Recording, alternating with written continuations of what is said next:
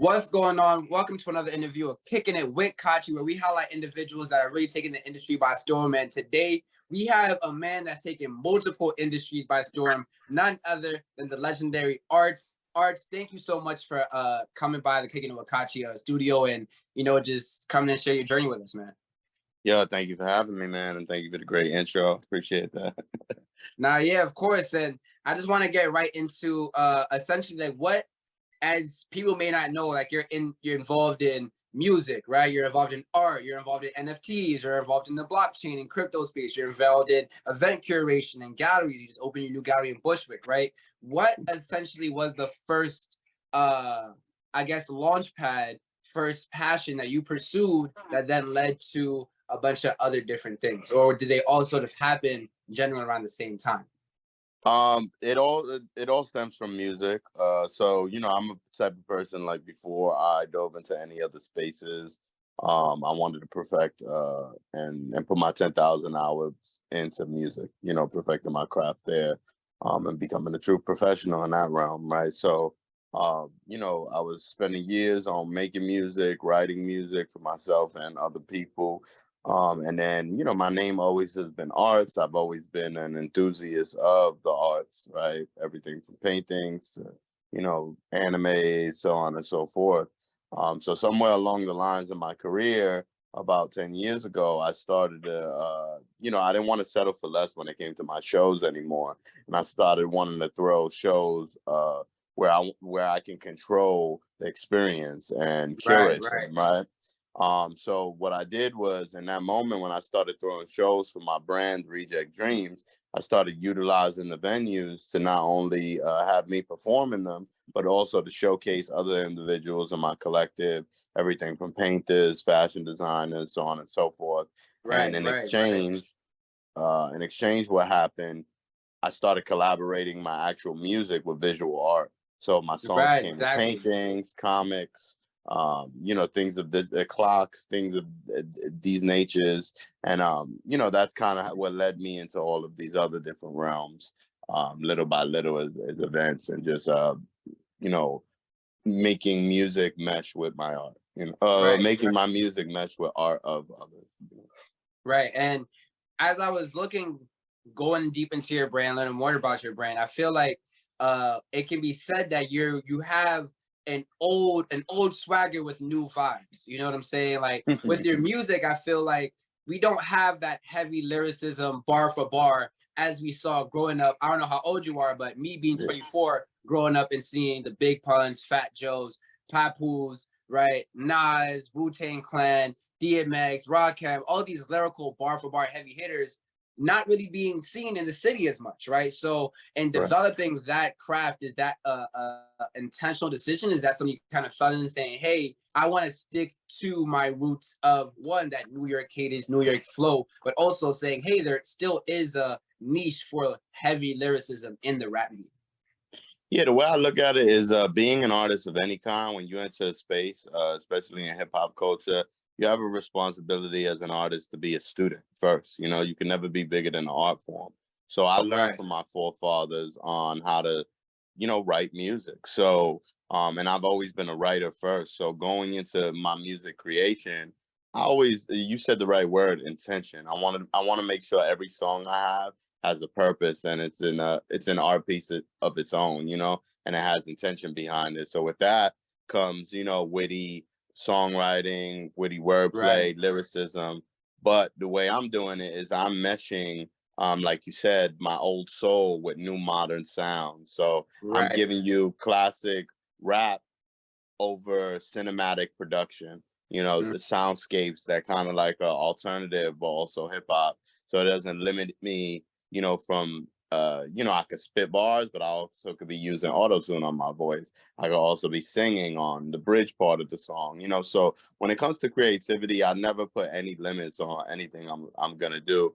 I have records with soul singers, and then also records with boom bap artists, and then records with rap artists, So I never like to limit myself when it comes to, putting together music. And like you said, I feel like I'm the middle child of it all. I was raised in the 90s, but the Gen Z kids, all rock with me and look up to me too. So I've found a way to create my own niche of music where it's like it services the old school hip hop lovers, but also the new younger cats can vibe and fuck with it too, because the truth is it's made for them. It just has those remnants of the origins of what hip hop is too. Right, right.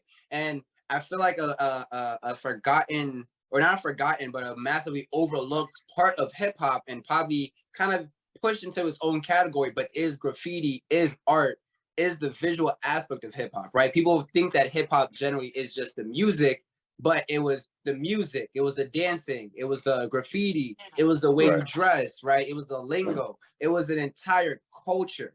And as you said, in getting all these different painters, visual artists attached to your music as well, how did you sort of establish yourself as what they call an arts curator, right? An arts mediator, so to speak, where you're finding these artists and exposing them to the world through your platform as well.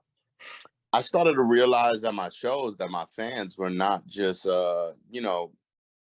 exactly people like me, right? Right, One of them could have been a 24-year-old girl that was studying to be a journalist. The next one could be a 26-year-old cat that might have served some time in prison, but is out of jail and is found new hope in life by hanging around, people like me and my movement that would showcasing and leading an example on how to take your, maybe take your blessings or the things that you've been blessed with in order to find better ways to live your life or express yourself, right? So when I started to notice this, like, all my fans are creatives in some fashion, and they're all from different walks of life.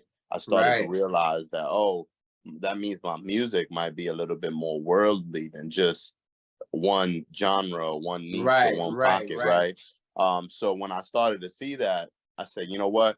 The best way for me to continue to build the movement um, is to gather more people and to continue to gather more people.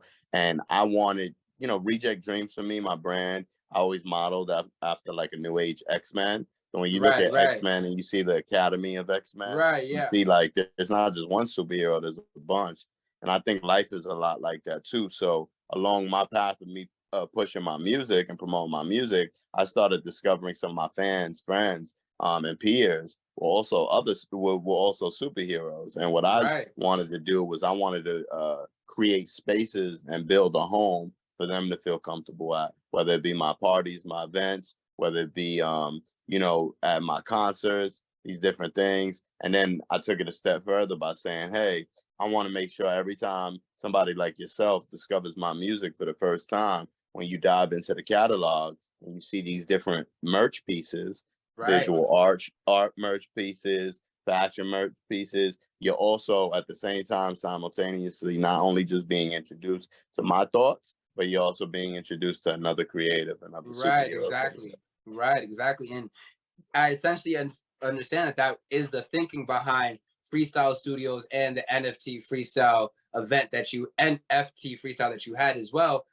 How did you, with all NFTs, first build a community as you just spoke to, and Right. then how did you sort of dive into that space of then the emergence saying, hey, you have a platform, you're building a community. What led to the decision to say, hey, there's this new phenomenon of NFTs where artists can then get paid, have this new community, this new platform. I'm a step up and teach people about it. One, have an event where people can interact and sell their own NFTs as well, and then also selling promoting your music and where NFTs are attached to them as well, right? You now Mm. adopted that a large part of your brand as well. What was the decision to essentially adopt that and then also emerge as a leader in informing and bringing on other people? Yeah, for me, it was I always compare it to like the Cinderella moment where Yeah, she tries on the slipper and it fits on, right? It was middle of pandemic. Somebody had came into my clubhouse room and started talking about it. It was a friend of mine. And it sounded a lot like what I was already doing for the past 10 years, right, right, Oh, you can mix music, you can mix art. And then I realized in that same clubhouse conversation that I already had NFTs that existed that just wasn't minted, quote unquote, right, right? right, right, So NFTs kind of came to me naturally through the universe, and while we all had time during the pandemic and couldn't be let outside, I allowed myself to learn something new in the tech department And myself and my teammates at Reject Dreams have always had ideas of building tech to incorporate music and art. We actually worked on some prototypes prior to NFTs, and seeing this phenomenon kind of like proved us right. But yeah, it kind of came to me in the middle of the pandemic, and instead of like being hesitant, whenever there's something new like that, I dove right in, and Right. I brought artists that I've already worked with into the space. But at first, I built with the community there on Clubhouse, Right. Right. and it did very well for me. By no means am I just an NFT artist or just a Web3 musician or anything like that. But I believe in creativity and being able to use all these things as tools to express yourself, and, like you said, to be able to learn how to monetize yourself. Right. There's collectors of mine that have spent thousands of dollars on my music that don't follow me on Spotify, but they just buy all my NFTs. And then on the opposite end, there's thousands of fans of mine that stream my music on YouTube and Spotify, but don't know what And an haven't gotten NFT any is. FPs. Right. Right.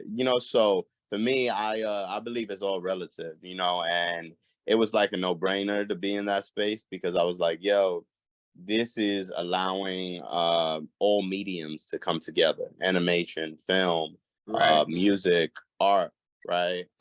It's a place where all of these things could be formed into one thing and be cohesive. And I always believed in that. But actually, prior to NFT space, a couple years prior, I was already sitting down with like distributors, um, Nice. and I was trying to tell them, hey, I don't want to sell music anymore. I kind of Right. want to sell experience. And my idea behind it was doing gift boxing experience, where Mm-hmm.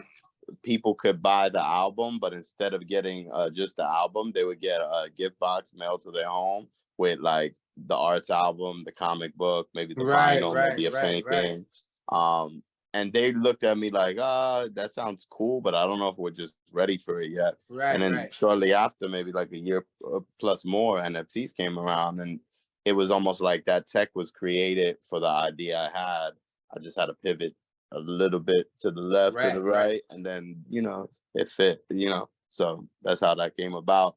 And then for the event side that you spoke of, I just thought I brought my talents to the NFT space so they can see that I've been building community for all these years, and that's kind Yeah. of like where they embrace me, the crypto and NFT community, is because they're like, wow, this dude was kind of like ahead of his time, and he's authentic about it. Like, he really means uh well when he says the community word, when he talks about building community. Right. And Right. look, there's proof. Look at those videos of him throwing these events years before we even heard about him. Right. And speaking of events, right, like you get into Miami Arts Basel, right? And Yep. then working in that space and being with all these creatives, what is the space in being a facilitator rather than just a viewer at Arts Right. Basel Miami? I love that you call it it's Arts Basel, but Basel, or yeah. it's Art Basel, but I call it Arts Basel because my name's Art. So I love that you call it that. But I've always loved being a dot connector and a playmaker. When you look at a funny analogy, when you look at a dude like LeBron James, right? He's a pass first player, but somehow he Right, became the number one scoring champ, right? right, right, But he's always been a pass first player. So for me, I always have a point guard mentality where it's like, yeah, I could score the bucket, but if I know somebody else is open, or if I could bring these things together and make it that much better, then right. I'm gonna do that. So I'm assuming you're talking about the Art Basel, which I did the big event where I brought out Busta Rhymes and Yeah, Nori, Buster Murder Rhymes, Murder right, Beats, right, right, Trinidad. exactly, right. Yeah, so that was on I did a event during New York, NFT NYC. Um, Nice. at Quad Studio, I booked out like 3 floors, and like 3,000 plus people showed up. Certain celebrities, brands, and to be honest, I didn't have no idea that it was going to be that big. Like, Really? it was crazy. I expected maybe like 500 people because that's where my events were at that time. Right, right, And thousands of people showed up. There was a line that was like 2 blocks down. It was amazing. It was a real watershed moment for me. It felt like everything came together at the right right, time. exactly. So what happened is, a couple weeks after that, somebody reached out to me for an opportunity and said, "Hey, Arts, would you be able to put together an event in 2 weeks going into Miami?" And you know, there's a bunch of sponsors that are on deck willing to spend money as long as you could get talent. Right, Um, right. and I was like, okay, cool. So I kind of orchestrated the whole situation, and I utilized the budget to bring in people that I've you know, came across in the industry, people like Busta, people like Nori, Murder Beats, Trinidad. Right, right. You know, there was other artists like Styles P who showed up and rocked as well too. So it Who was a also great was like, on your album as well, right? yeah, that's how me and him formed the relationship to get on the album. Nice. Yeah. So it was just a blessing. Again, it just all came together at the right time. And the way I was looking at it is I want to continue to be a bridge for people through ideas, through creativity, through events, right? And for me, I was saying to myself, okay, the NFT space is the NFT space. I gotta Right. bring real hip hop culture to this shit, you know, Uh-huh, and I gotta uh-huh. show people in Web 2 what the future is like, right? What Web 3 is like. And then I also gotta show people in Web 3 that you could be an artist in Web 2 and Web 3, and you could be global, and you could have friends that are celebrities, but you could also be a people person at the same time, Right, right, right. and know emerging artists, and be an example for them too. So that was my idea behind it, and really it was kind of like the first ever crypto music festival in some way. Yeah. Now there's a bunch of people that saying, "Oh, we threw the first crypto," but that was like the first iteration of it. And yeah, it came together great, man. Over 5K plus people showed up. We shut down Miami. It was a vibe. Like, it was history, man. I would say it was history. It was like, you know, getting all those legendary acts in the building, you know, Right, being able right. to, like you said, being able to mediate and be a liaison, also being able to perform as well and show my talent. Um, you know, everything from the projected art on the walls was my projection team. I had, you know, my team all through that event. We flew out there with maybe like 10 to 12 people, and Nah, we the whole made day just Miami came out out. right. That was, yeah, it was a blessing, man. Nah, that's cool. And then, and speaking of blessings, right, you have as well a community of individuals that can, anyone can sign up and join your community. Do you want to speak to essentially what community are they joining? What are they gain? What sort of network are they essentially joining once they sign up as an artist? Yeah, with Reject Dreams, they're joining it's a community, it's a family. It operates as a record label and also a media company as well too. But they're joining a community where they're gonna be surrounded around a bunch of creatives, people with ideas, people that have things going for themselves, and people that like to contribute to other people's greatness. You know, we're not the type of like people where we withhold information from people. We want to like, Right, we believe in each one, teach one, you know, and teaching people how to fish is really the name of our game. Like, we want to show people like, okay, just because you might be an independent artist and I might be an independent artist doesn't mean that I can't show you the ropes on how I went about touring and setting up right, my tour right, and giving you that information and being realistic with you too and saying, yo, this costs money, this costs right, you know, you building real fans, you having a demand, understanding where your demographic lives, things of this nature, but giving them the tools or information, because nowadays we're in a oversaturated world of information, so you never know right, how or what you're reading, how accurate it is, right? So you have to kind of like fact check these things. So we as a company, as a community and the team, we try to be able to bring people within our vicinity that we know is going to contribute to our greatness, and we could do the same for them too. right, right, right. And like you said, in getting all these connections, all these networks, you've been able to still through DJing, event curating, NFT curating, right, doing big events, still drop albums, drop musics with some of the biggest names in hip hop, Styles P, Jada Kiss, Trinidad James, right, all these other different people. How do you essentially balance the idea of arts, the event guy, but then arts as still doing his first love of rapping, making music, and creating art in your own right? I think for me, it all just works hand in hand. You know, it's kind of like a car, right? You might have the engine, but you need the brakes, you need Right, transmission, you need these different things in order to get that car moving and functioning properly. For me, music is the nucleus, it's the centerpiece for all of those things because it allows me to be a host. It made me right, learn how to DJ, learn how to video edit, learn how to create my own press kits, throw my own events, like I said, be a host, right? So music is the nucleus of it all. It's my first love, my first passion. And these other avenues, events and hosting things, right? These things allow me to illuminate my message of music Right. and bring people in, Right. and show them that, yo, yes, I am a musician, I am an artist, but on certain days, I'm going to be your guide.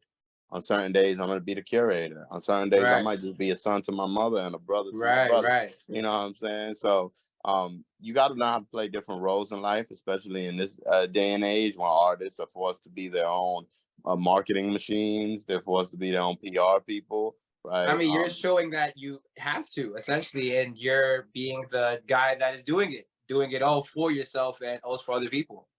Thank you. Yeah, and I have a great team of, producers and people and videographers that have worked with me over the years, and we've developed each other and grown.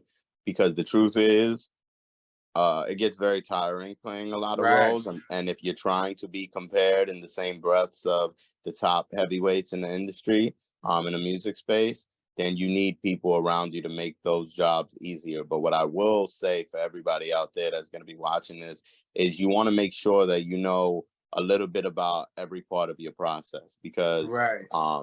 if not, you're leaving yourself vulnerable to being screwed over, one, or just not being educated on a certain part, that one day that if you might be depending on this person to print up your merch, but if you don't know what goes into printing up the merch, the materials, the cost, these different Right. things, Right. then you're leaving yourself in the dark. And let's say if that person, God forbid, passes away or decides to move somewhere else, and now you no longer have that resource and you don't have the information either, then you're leaving yourself you're leaving yourself very vulnerable. So you want to Right. make sure Right. that you brush up on all these things, everything from the process on how you create something to the legal process, via how lawyers look at things and business. Like, these are the things that you need to continue to like educate yourself about, because if not, you're going to keep running into a wall somewhere.